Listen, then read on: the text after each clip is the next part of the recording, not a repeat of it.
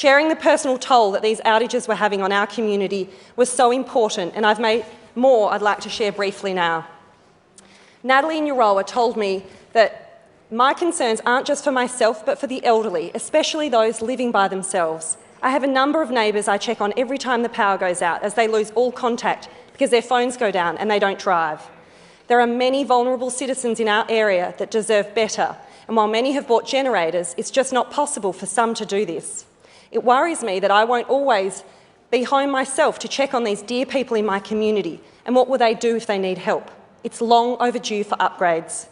Irene in Euroa said, "I use a CPAP machine for sleep apnea, and I suffer dreadfully the next day from fatigue and brain fog when the power goes off during the night and I'm unable to use the machine."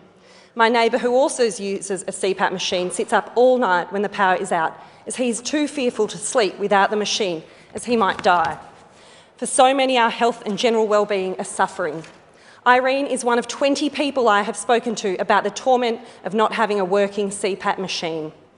Lib in Longwood said, "The experience of repeated power and mobile outages has both been frustrating and almost unbelievable in this day and age. I've lived and worked in remote rural communities throughout South Australia, Central Queensland and Victoria in the past, and never experienced the number of power outages I have in the last 7 months since moving to Longwood." Judith in Nagambie said, "My husband is quite disabled and suffering from terminal cancer. Our main issue with the constant power outages is that we lose all our phone and internet connection. AusNet advised to keep our phones charged, which we do, but this doesn't help when the whole system goes down.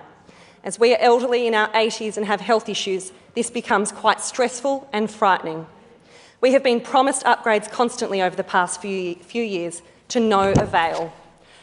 Ross in Violettown said he recently moved from Melbourne to Violettown and works from home for a global organisation. He said, "I've been here for just over a month and the power outages have been numerous and causing some angst from my employer. When I say that outages are dangerous, I am not exaggerating. The ongoing power outages in my region have highlighted how dependent our communities are on a reliable energy supply, as well as showing the serious risks that come into play when outages happen.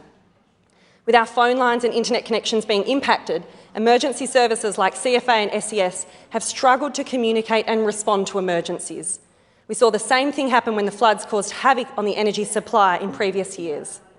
Residents are unable to contact each other and are left in the dark as they struggle without power, light and, in many cases, water or a regular food supply.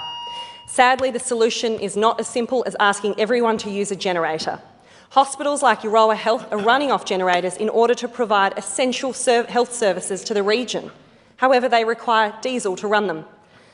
Most fuel stations in the region do not have their own generators, and their bowsers have been rendered useless when the power is out. This is forcing the hospitals to travel long distances to larger towns that are still able to keep their petrol stations open.